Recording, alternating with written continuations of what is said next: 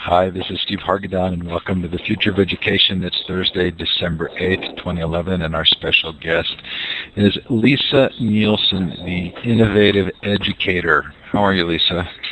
I'm great. How are you? I'm well. Thank you so much for being here tonight. I know that Christmas is, December is a stressful season, and we appreciate your taking the time. We know that those of you who are attending are taking time away from other things as well. Future of Education is sponsored by my Web 2.0 Labs project and by Blackboard Collaborate.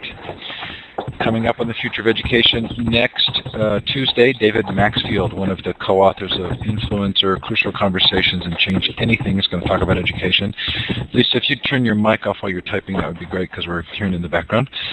On Wednesday is the EduBlog Awards show, which should be a blast. I believe that that's at 7 p.m. Eastern.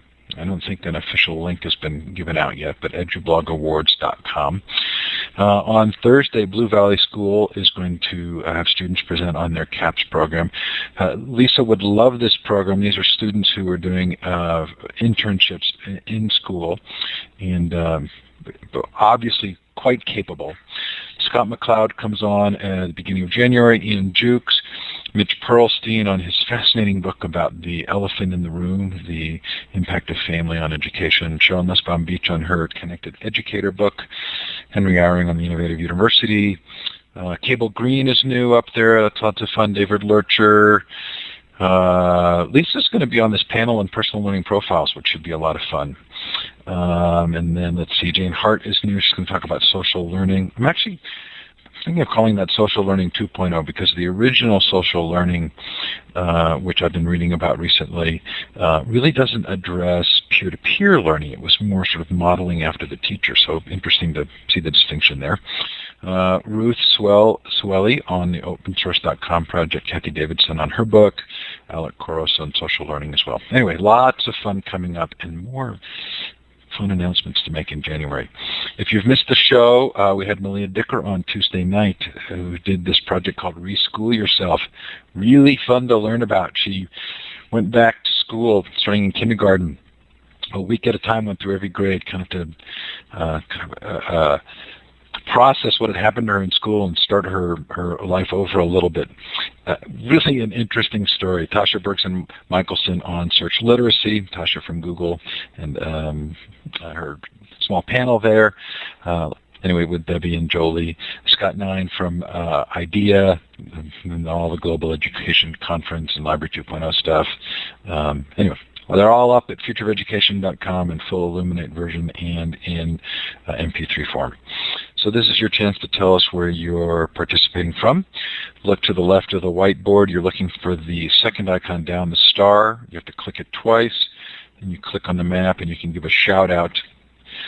Yes, Peggy, the iTunes subscription is a nightmare right now, and it's because of FeedBurner. And Google bought FeedBurner, and they don't have any technical support. And FeedBurner did not send out confirmation emails with your account information. And if you don't know the original account name, Google won't help you find it. And it's lost in Never Never Land because Delicious changed some of their formatting. And I don't know what to do. Ugh. Peggy says, I'm still listening to my iPod. Look for EdTech Live podcast. Really, I'm still getting my download. Oh, good. I hope you are. Yikes. So, I don't know who's out in the middle of the Atlantic Ocean there. I'm wondering where you are. Someone out in the Pacific as well. But sure glad to have you here. Really fun. Always love it when we have a little bit of a diverse audience. And again, we know this is a really busy time, so thanks for taking the time. So we typically don't get the same kind of an audience at this time of year, but people do listen to the recordings, and I'm really delighted that you're on. Thomas from Guam, thanks for being here. Okay, so moving right along. So Lisa, I have sort of organized my questions for you into two categories. Okay. One is out of the box, and the other is really out of the box. Okay. And let's have you turn your mic down just a bit. I think it's a little bit loud for me. I don't know if anybody else is experiencing that. But and then if you would, probably a good way would be when you finish answering a question, turn your mic off, and then I'll know you're done. Okay, so in terms of just kind of out of the box, to the degree that you are able, tell us a little bit about your actual work situation and how you balance that with the kinds of activities and writings that you do. Sure. So I work for the New York City Department of Education. The conversations that I have outside of my workday, though, are not a representation of my employer, so I do like to make that pretty clear. And in fact, much of what I am currently doing goes basically in direct opposition of the direction of my employer. So that's why I think it's really important to state that up front. As far as I guess one of the main ways that is the case is when we talk about out-of-the-box thinking and what I like to call thinking outside the ban. And where I work, student-owned digital devices are banned and confiscated using metal detectors and put in bins along with guns and knives. And of course, I recently wrote a book with my co-author, Woolen Webb, and in the book, we talk about how to embrace the use of student-owned devices for learning. We have a whole chapter, an appendix devoted to breaking the ban where you work. This is not something that I've personally been successful with at this point, but it is something that I do hope to accomplish at some point in my local location. But I have worked with other teachers across the globe to help them break the ban where they work. And I actually have seen some change in thinking toward breaking the ban where I work as well. And I think that is really important because students should have the freedom to learn with the tools that they own. And if we're not helping them learn with the tools that they own in the world, then we're not really preparing them for the world. So as far as the second part of your question, how do I balance that? As you may have noticed, and people who follow me on Facebook, Twitter, Google Plus, or whatnot may have noticed, I often do work in the middle of the night while people are sleeping. I have some of my best writing that occurs at, say, 3 to 5 o'clock in the morning, and I never really have a moment that is idle. Whether I'm riding the subway, I'm usually writing a blog post on my BlackBerry, and I have the ability to type without looking, so I'm even walking around the streets of Manhattan tweeting and blogging, etc. So that's one of the ways I balance it all, I guess. So you do tell the story in Teaching Generation Text of the ban on administrative text and how you overcame that. But I would still put Teaching Generation Text within the context of out of the box, but not really out of the box, because it's within the context of traditional structures of education and how to work with them to accomplish this goal, right? Yeah, it's slightly out of the box. Although I have to say, in where I teach, it's considered pretty out of the box and radical to support the use of cell phones and other student-owned devices for learning, even though, especially, I started writing that book 2 years ago, especially then, and as I said, I've seen things move a little bit in the other direction, but that to me doesn't seem like a very radical idea, but to some people it absolutely does. But as you are aware, I certainly have much more out-of-the-box ideas for transforming learning. So I'm going to, so in our category of out of the box would be your white paper, Fix the School, Not the Child, would be the book, Teaching Generation Text. But for me, really out of the box is The Teenager's Guide to Opting Out, not dropping out of outdated and traditional school, and The Working Home Educator's Guide to Success. So it feels like those kind of sit there's a theme that runs through them, but they definitely sit in different boxes, or they're outside of different boxes.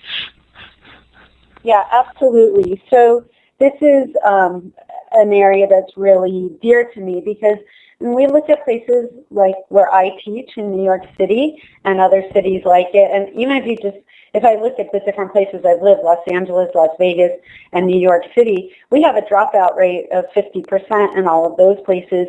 And even as I talk to kids who are in schools today, I find that even though they are in school, even the kids who are doing very successful find what they're learning is boring and irrelevant.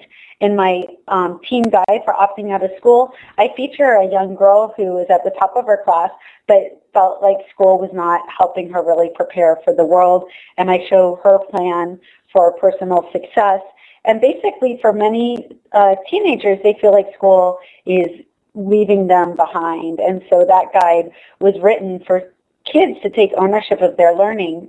And what people don't know, both teenagers, young people, and their parents, is that you don't need to go to high school to get into a great Ivy League college.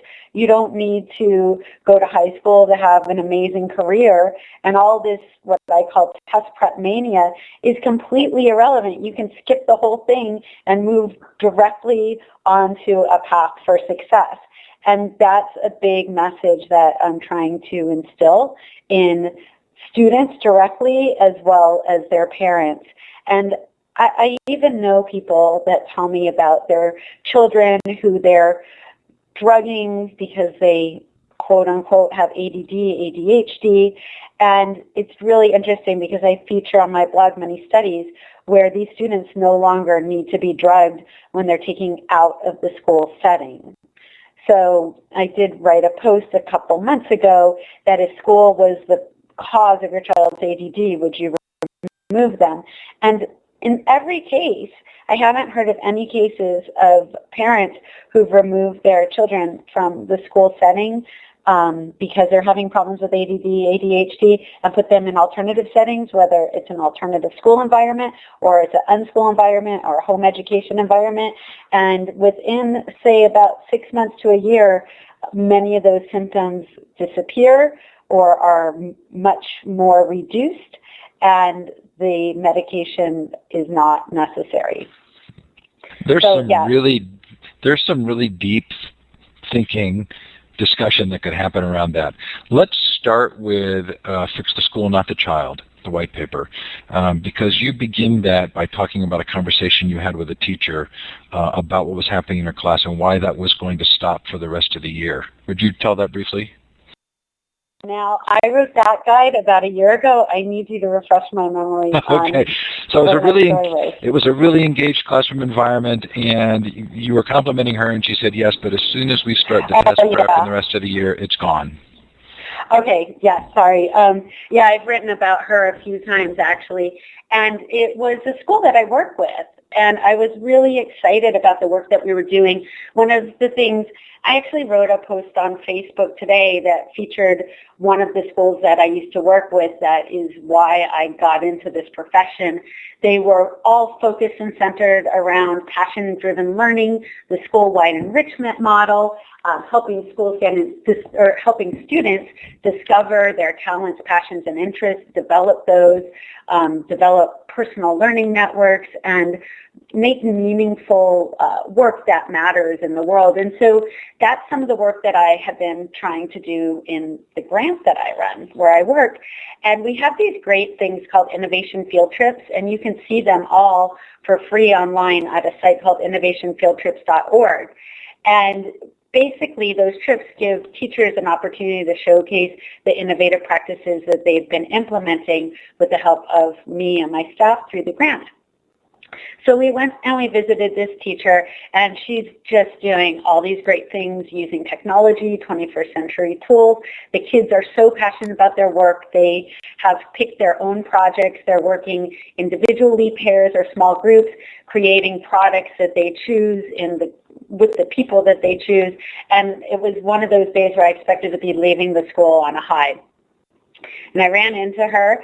As I was leaving the school, I was stopping to use the ladies' room, and I told her how excited I was about her work, and she said, I'm not excited because after we come back from midwinter recess, which is in February, we won't see any of this anymore because from then on, it's test prep only.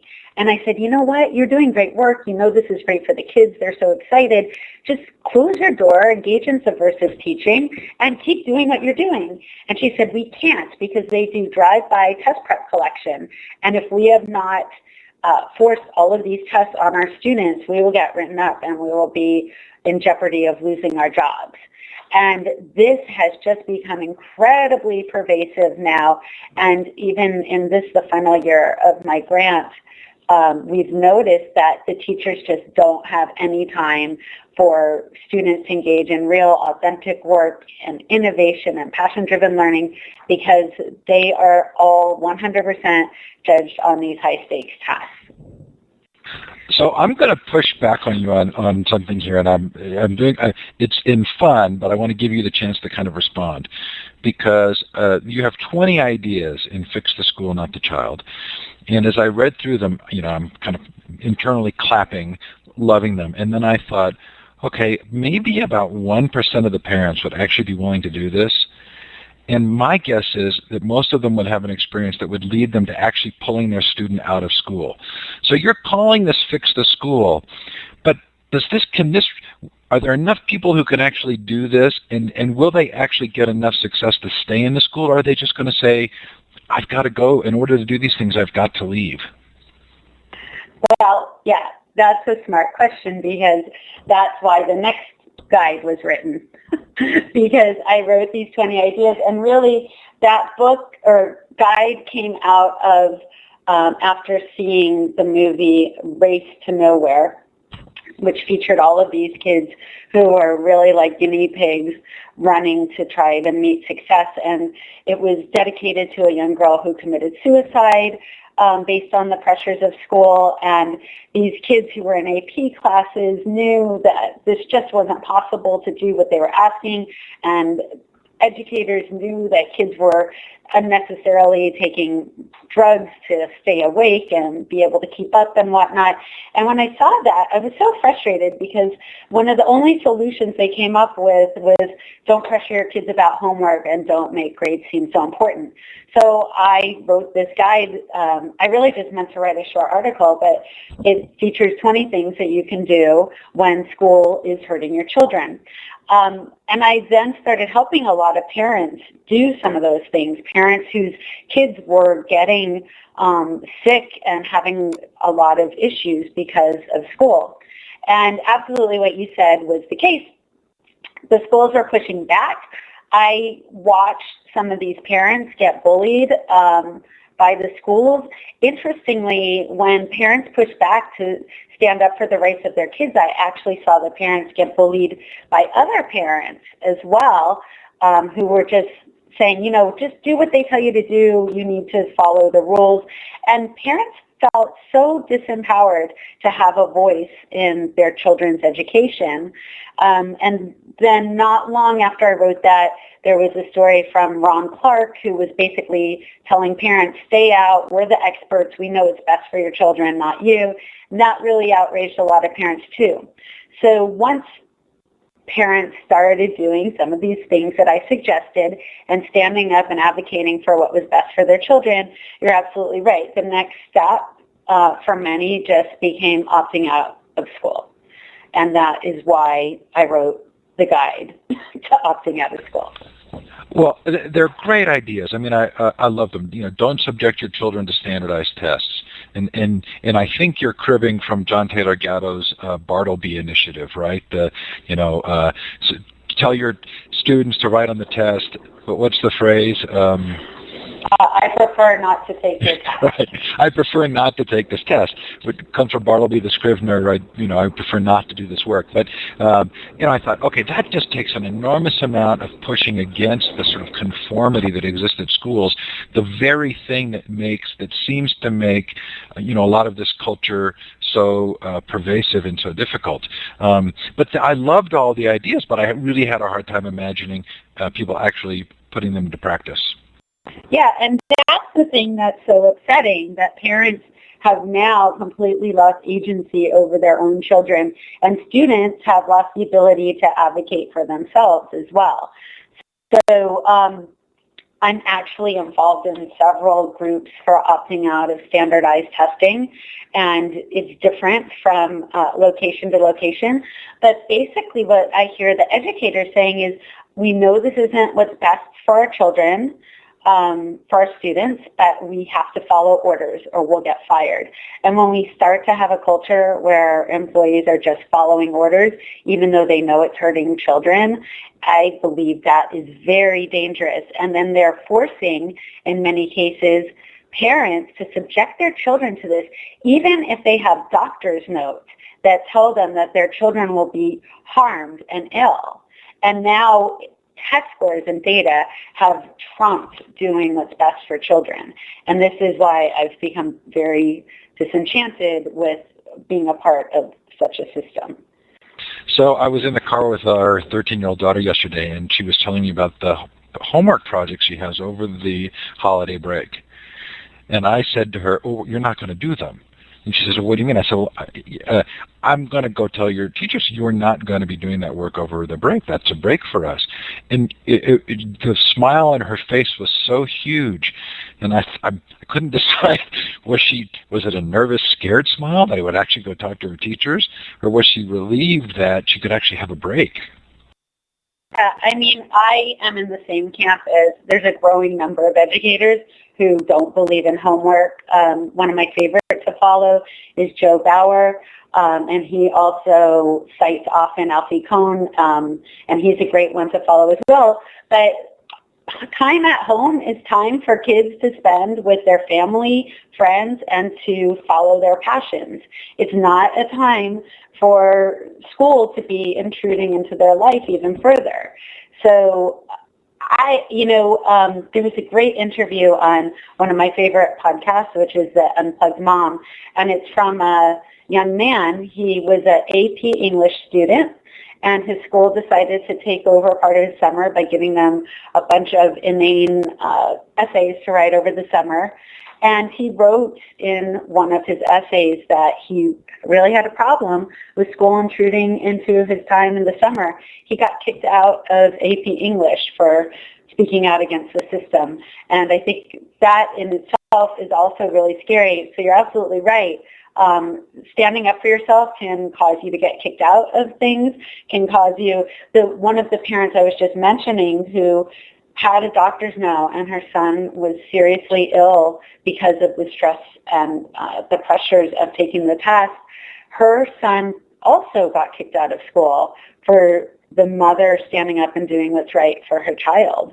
So I'm not saying it's easy, but what I'm saying is if school is going to kick you out, bully you, harass you, remove you from honors programs for doing what's best for your children, then I think we seriously need to rethink what the best way for our children to learn is. Very interesting. Okay, so I want to dive a little bit deep here because it feels as though if my parents had been having this conversation, they wouldn't have been having this conversation, which is you just do what the system asks. It was very much kind of a sense that that obedience was going to be sort of a lifetime activity, whether when you got out of school and went to your job. At the same time, I also feel as though things have changed culturally in terms of expectations. So I'm not really quite sure where that falls. But as I look at the economic crisis right now, the question I have is, to what degree does that reflect this the last 30 years of kind of this conformance culture? And to what degree does it open the door to change as we're seeing just the devastating consequences of institutional thinking gone bad? Yeah, I think you're touching on a really important point.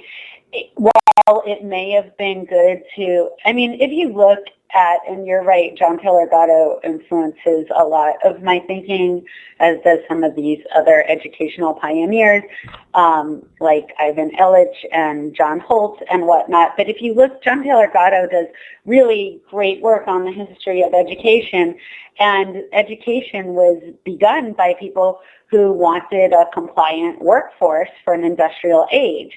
And what we were doing in school, which was being, training compliant workers who did what they were told, memorize, regurgitate, and not question authority, that made sense for an industrial model of, or say an industrial economy. Now we have all of these kids not only graduating high school and not only graduating college, and they come out at the other end, and now, as we know, they're occupying Wall Street and whatever else they're occupying, because there are not jobs for, I mean, there are some jobs for compliant workers who do what they're told in an assembly line, but not really. Those are closing down, and the type of careers that we need to prepare our students for are not the things that are done in school today. We need to be focusing on things like entrepreneurship. We need to focus in early grades and definitely in high school on helping students find their passions, talents, interests, helping them engage in real-world apprenticeships, helping them, you know, I have been looking for so long to find any educator who is helping their students develop a real authentic digital footprint that will help them land a job. And I'm not just talking about K to 12. Even in college, they are not helping students be prepared for the careers that are available today. One thing that comes to mind with that just happened recently. I was talking to my cousin, who is an honors English major at Vassar, and she's a senior this year, and she has not published a single thing in all of her years of college. She's an English writing major and has published 0 in 4 years of college. I think this is a travesty. I think our kids need to be doing authentic work, and I think that the reason that they can't find jobs is that they're preparing students to become writers or scientists or mathematicians instead of having them actually do the work of writers, scientists, and mathematicians. We're infantilizing youth way beyond where it's necessary, and kids could be doing these things starting at very early ages, but definitely by the age of teenagers. And that could bring us into the next question if you'd like to go there. But when I study what home educators are doing with their kids, these kids are doing incredible things at very young ages, and kids in school should be doing incredible things as well. I don't know if you've read Robert Epstein's Teen 2.0, but he certainly has a treasure trove of examples of people who at very early ages, accomplish significant things. And you, in fact, give a list at one point in one of your white papers, as well as a list of those who opted out or didn't finish high school, right? Yeah, absolutely. Okay, well, I want to go to teaching generation text because I feel like it's still in this category of outside the box, but not really outside of the box. And I really enjoyed the book, and I think people are going to find an enormous amount of value in it. I'm going to try and put up the Amazon page in here. Let's see how that comes up. It may be too busy, but just so people can see what the cover looks like. I will say kind of candidly that what used to be a phone and is now really a sort of a small computer in my hand, has made dramatic changes in my own learning. And clearly you're trying to help us bridge the period of time when we're trying to ban the devices to understanding their potential. So how's that going? So what I've done in this book, and I continue to do on my blog and just in my work, is connect with teachers who are actually doing this work. And I can't tell you how it's going in the schools I work with directly day to day because it's banned in those schools. But what I do try to encourage teachers to do is, I have a 5-step plan for harnessing the power of cell phones that is shared in the book. And the first 4 steps help teachers embrace the use of cell phones for learning, even if they're banned, meaning that students can use them for homework and work outside of school, and they could model best practices for using these devices as learning tools. But even that, when I was teaching teachers how to harness the power of cell phones, they were afraid, and it's just so disturbing to me. They were afraid to even talk to their students about how cell phones could be used for learning devices. And I couldn't get anyone, it was just part of a class, how you could harness the power of your cell phone for learning. I couldn't get anyone to facilitate that class. Everyone was afraid to do so. So there is a huge fear around the use of cell phones. So or student-owned devices. So even though it's not that out of the box in my mind, in certain places like where I work, it's considered not only out of the box, but like a very taboo topic. I've put up this fun slide that I often use to describe how we've dreamt of these technologies for decades, and now that they're here, we're afraid of them. I mean, we sort of felt like they would radically change and improve our lives. And now that they're here, we're blaming them for everything. One of the things that occurs to me is that the same issue of creating an authentic online portfolio or personal web presence maybe doesn't happen sometimes because the educators themselves haven't done that and not even really quite sure how to do that for themselves. So is the same thing true for using the handheld device or the cell phone as a learning device, that in fact the first step is to help them learn to use it themselves? Yeah, it's absolutely the case. Both things that you said are true. And I find it really disturbing when there are educators who have no digital footprint whatsoever, even sometimes educators who are in charge of helping integrate technology, and I'll look to find their digital footprint and I find nothing. And then just as you said, I mean, I've written about this in my blog as well, but even those people who are charged for integrating technology, I've talked to technology directors, I've addressed groups of technology directors at keynotes and presentations that I've given at whatnot, and these people, not all of them, but there are people in leadership positions that are not harnessing the power of technology, who are not harnessing the power of basic social media tools, and they're not leading us in real ways. They're not using these tools. They don't have their own online presence. So I think that has a lot to do with it. These things are often not valued by the leadership in charge of these sort of decisions in schools. Well, and the truth is change doesn't happen overnight. People have to figure things out. We go through cultural negotiations and dialogue as we kind of sort some of these things out. And it feels to me that it's inevitable that a device that's as powerful as the Dick Tracy watch or the Star Trek communicator will ultimately be used as a learning device. It's just the frustration of now, of how hard it is for some people to see that. Right, and so then that kind of brings up another important thought that I have, and this comes from a young man that I met, who I also wrote about in my blog, named Travis Allen. He didn't know who I was. I actually met him at the ISTE conference when we were there together last summer. It was the last day of the conference. Travis Allen was there, and if people don't know who he is, he's the young man behind the iSchool initiative, and I'll say a little bit more about that, but what he said to me was that when he was a high school student, he felt like his teachers were keeping him as a prisoner of the past, not letting him use his digital devices for learning. And he was really frustrated. And he made a great video that you can Google called the iSchool Initiative. And it was created to show educators how students can use the digital devices they own. And he specifically had an iPhone that he had got for Christmas, so he featured that device for learning. And the teacher still didn't let him use his digital device, even though this was a smart student who was crying out for his teachers to get out of the way and let him engage in 21st century learning.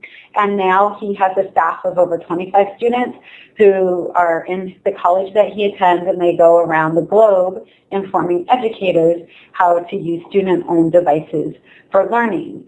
And I bring this up, which touches on the next very important topic that I like talking about, which some people might think of as way out of the box, but I don't care if the adults are slow to get on board. They have no right to keep our students locked in the past.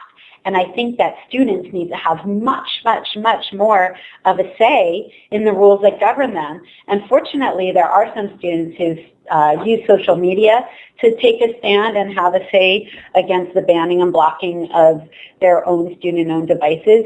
But I think it's unacceptable for adults to be making decisions about student learning without students being a part of that conversation.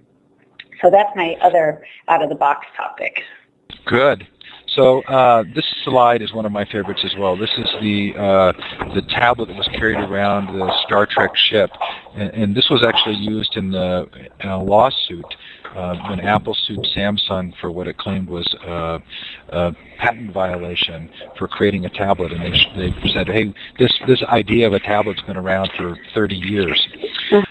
So a question I have for you would be, one of the things I hear quite frequently from my friends and from educators is that the cell phone and texting and social media are responsible for a significant degradation in writing skills of students.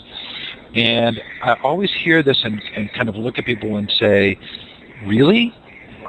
The educators don't have any responsibility for not teaching writing? The writing is poor because the students are using cell phones and social media? What's your reaction? So I hear that a lot as well. We have a whole portion of our book that focuses on the research around this, and I don't know, perhaps there's research that says something different, but there's also a lot of research out there that says that the more students communicate in any medium, the better they will be at communication, writing, expressing themselves, number one. And number two, it's absolutely an important thing for teachers. Like if people are complaining about how students are communicating, my question to them is, well, are you teaching them the proper way to text? And the proper way to text is with texting symbols. Do you even know the proper way to text? Are you teaching them appropriate language for emailing and social media and Twitter? And these are things that our teachers need to be fluent in. And honestly, most teachers I have come in contact with in my real life setting are not fluent in all of these things. And they really need to be fluent in the use of social media, email, texting, and all of those things. And then they can start working with their students to help them become fluent in those areas too. But it's absolutely important for teachers to help students become literate in the literacies that they're using today and the tools that they're using today. Well, so I guess the thing is, it's the teacher's fault if the students are not savvy in that area. Sorry, go ahead. Well, I'm not even sure, for me, it relates to the teachers not being savvy in the use of those technologies. But let's say students are doing a lot of texting and a lot of social media work. They're also turning in writing to their teachers. And if the teachers aren't then teaching them to write well within the context of those assignments, it feels to me that blaming the technology for poor writing is sort of a red herring. Right? I mean, why would there be any decrease in your ability to actually teach students well just because they're also texting? Yeah, I think that the reason that happens goes to something I mentioned earlier. To me, a teacher is not authentic audience. And so I think when a student really has an authentic audience to write for, like they do when they're using social media and texting, then they understand how to write appropriately in that medium. But when you're just handing in a paper to a teacher, that's not a real audience. So what I recommend teachers do is help students find an authentic forum for their work. And then if they do that, and I'll say a little bit more about what I mean in a moment, but the students then start to develop their own mentors. And so what I mean by that is if we're helping students discover their passions, they can connect with maybe magazines or writers or bloggers who are writing about those passions and ask to, well, I would start by just having them comment, if possible, on the blogs or the articles, and then they're reading that style of writing, and then they're reading what a comment should look like, and they should be taught how you appropriately comment, and then maybe you move to having them write a guest post, but that blogger or author or publisher of the magazine sort of becomes their writing mentor to help them write in ways for authentic audiences. But I think that it would be confusing if a teacher says, all right, now you're handing it in to me, and they can't really envision where that writing really fits in, because their experience with writing is not, to hand it into a teacher. So I don't see them making a connection unless they are writing for real. Okay, in the interest of time, let's keep moving here, because now I want to get really out of the box. And we've gotten some good questions that have come in. I will get to those. I've copied them down, and we'll open it up. But I sort of really quickly want to go through. You kind of make the case in the Teenager's Guide to Opting Out and the Working Home Educator's Guide to Success, you and your co-authors, including Lorette Lynn. What's her blog? She's at the unpluggedmom.com. Unpluggedmom.com. Okay, so you make the case that that there are ways of looking at education sort of a la Gatto, that children are actually being hurt by the school system, and that there's a difference between what we want, what we've been trained to want, and that schools are not really, they're intended to foster intellectual growth, but to create workers to support the rise of industry. So this is definitely kind of well out of the box. What occurs to me is there are a lot of really passionate, well-intended, oftentimes successful educators who wouldn't describe education that way. So how do you balance kind of this extreme message of school is not what we think it is with the really good intentions and output of certain educators?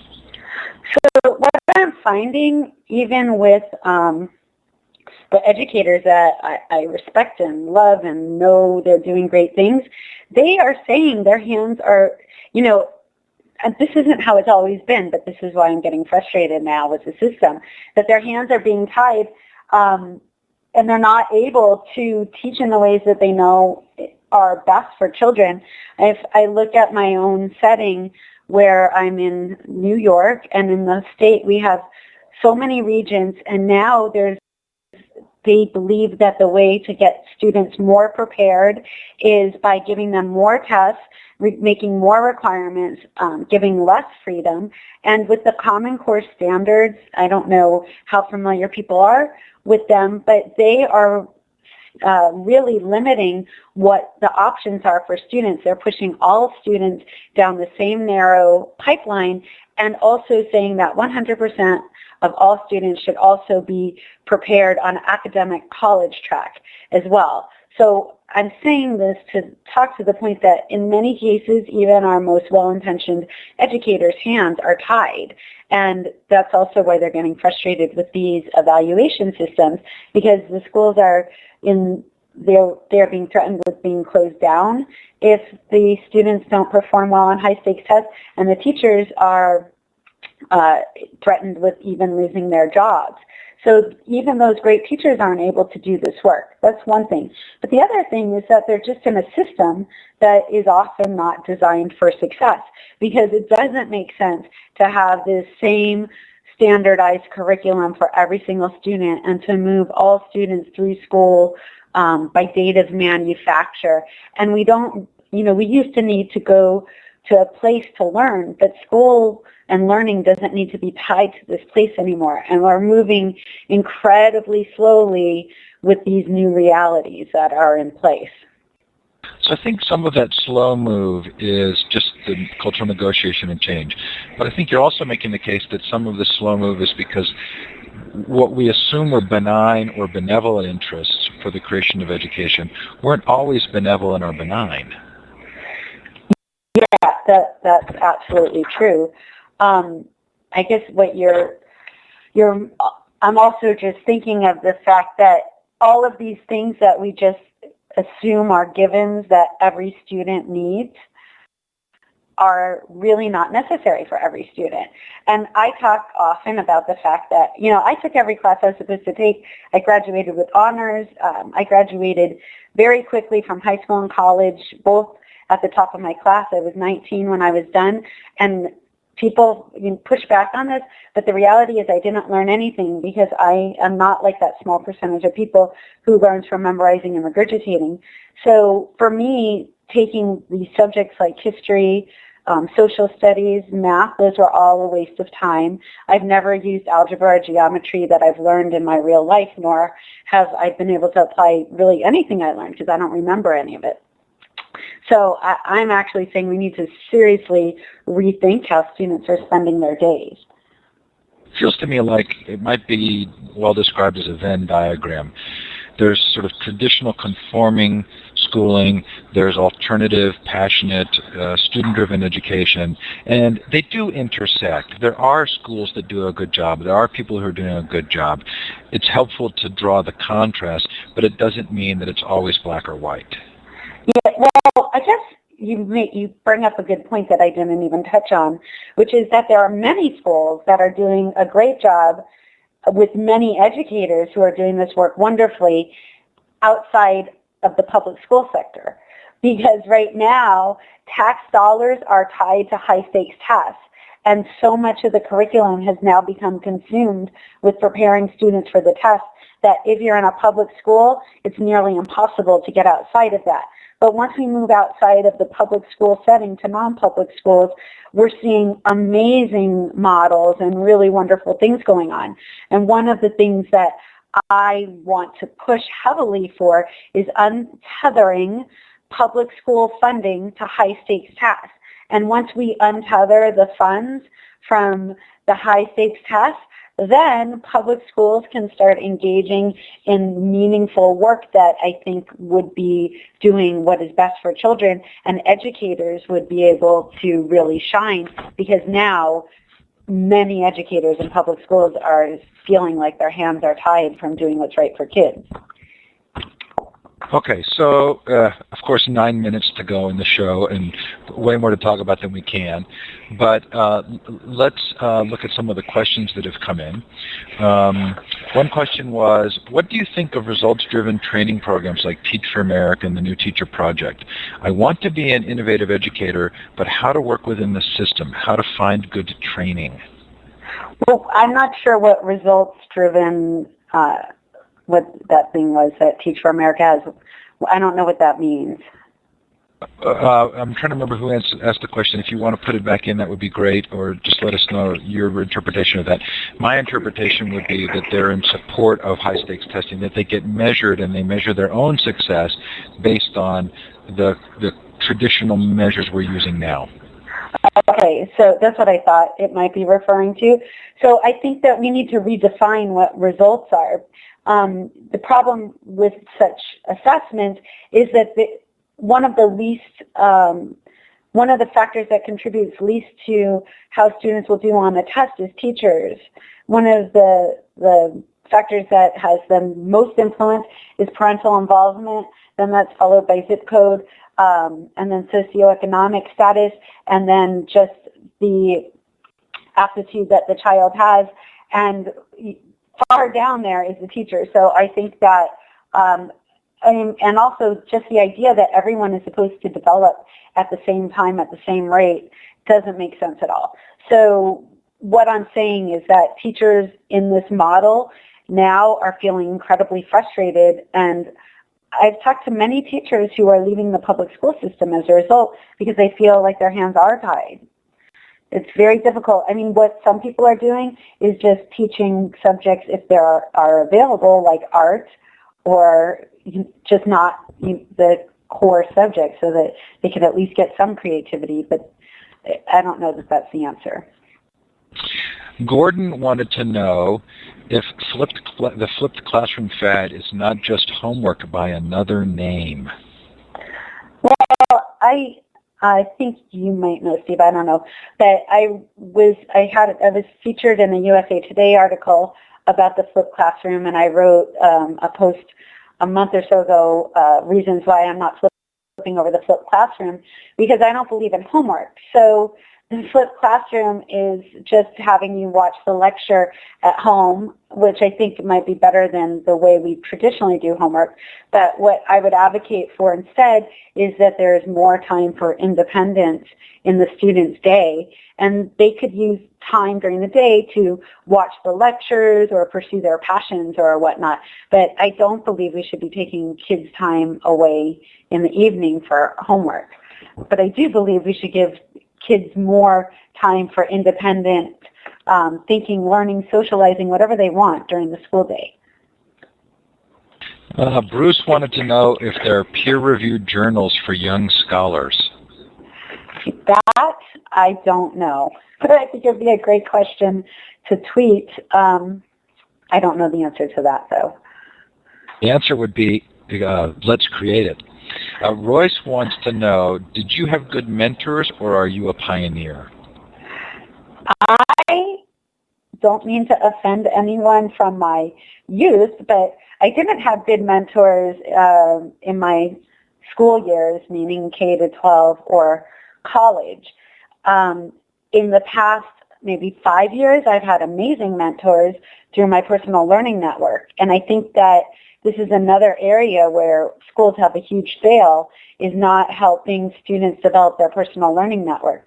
But through that, I have connected with many, many wonderful mentors that I've learned more from than ever before. And the importance of personal learning networks is I'm finding my mentors and I'm responsible for my mentors, as opposed to in K to 12 or college, people just kind of randomly found these mentors by chance if they were lucky. And I wasn't one of the lucky ones. But social media makes it so easy for us to seek out these amazing mentors that we can connect with and learn from. So I have had wonderful mentors as an adult, but I did not as a young person. Okay, Roy, Thomas wanted to know, well, actually this was a comment more than anything else, and a very clever one. How about mandatory testing for school board members and administrators? Yeah, I love that comment. I don't know if people have seen this article that was sent to me by about a dozen people, but a school board member took a standardized test and he did very poorly on it. And he writes about the fact that he's a business owner. The tests, I mean, I think that they would all do poorly on it. I know a colleague of mine, her husband is a historian. He does that for a living, and he says everything on the history regions is not relevant to the work of historians. So I think it'd be great to have all of these people take the standardized tests that they're forcing upon kids. But I mean, the reality is I don't think anyone should be taking these tests. But if we're going to force the kids to do it, we should force everyone to do it, I guess. It would be a twist on the Are You Smarter Than a Fifth Grader TV show, right? So we assume that means the adults are dumb. But what it really means is that there's a lot of information you learn as a fifth grader that you have forgotten by the time you're an adult. That really doesn't matter to what you do. Right. And I think a better question, I mean, I love his question. It's a great question. But instead of that, what would be more telling is having people who are successful in these different professions take these tests. And when we do that, we find, the historian doesn't do well in the history regions. And I write professionally. I'm sure I wouldn't do great on the English regions. And I think that that's the real test of it, is talking to the real experts in the field and getting feedback from them. But the thing I always say is kids shouldn't be tested. There shouldn't be tests in school. And the reason I don't believe there should be tests in school is because tests have little to no place in life. My last test was 15 years ago. And yes, you could say, sometimes there's a test. But sure, okay, maybe a kid takes a test once every 5 years or something. It should mirror real life. And in real life, we don't have tests like this. And in school life, we shouldn't have that either. So, Lisa, we are at the close. Before I remind people of our upcoming interviews, I want to thank you. I'm going to clap for you here. I'm using the applause symbol. And is there anybody you would want to point us to? I mean, you've talked about John Holt and John Taylor Gatto and Vygotsky. Who's not getting the attention that they deserve right now, and who should I be bringing on the show? Oh, wow. Okay, that's a great question. Well, I mean, as you know, because I actually did a show with you on the topic, but I've learned so much from the unschooling world and the home educating world. And I think, have you had Peter Gray on the show? I have not. I don't even know the name. Okay. He is someone that I am really loving right now. And he, unlike Holt or Illich or some of these others, he happens to be alive, so that is very helpful. He's a psychologist and writer for Psychology Today, and he's done amazing research that debunks many myths that we have about learning, and such as that you don't need to go to school to learn to read. You don't need to go to school to learn to write. That students would do better in math if we waited until they were older to start teaching it. So, and he's done amazing research on this. So I think Peter Gray, Psychology Today, his blog is called Freedom to Learn. He would be someone I would suggest.